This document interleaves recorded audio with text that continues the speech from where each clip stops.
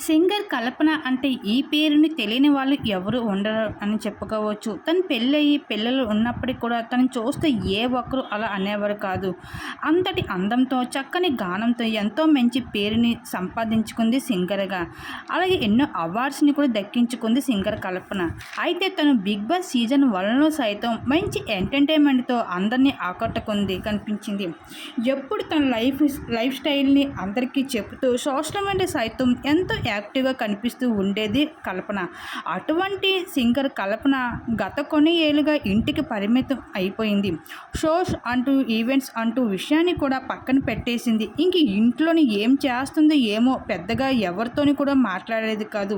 అలా ఒంటరితనాన్ని ఎక్కువగా అలవాటు పడిన సింగర్ కల్పన కోసం ఇప్పుడు ఒక సాడ్ న్యూస్ అయితే బయటకు వచ్చింది.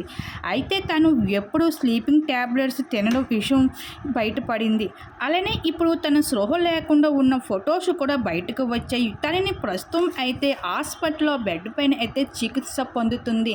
ఇంకా ఈ విధంగా అయితే స్లీపింగ్ ట్యాబ్లెట్స్ ఎక్కువగా వేసుకోవడం వల్ల తను స్పృహ లేకుండా అయితే తన రూమ్లో పడిపోయి ఉంది. ఇంకా హాస్పిటల్ బెడ్ పైన చికిత్స పొందుతుంది సింగర్ కల్పన.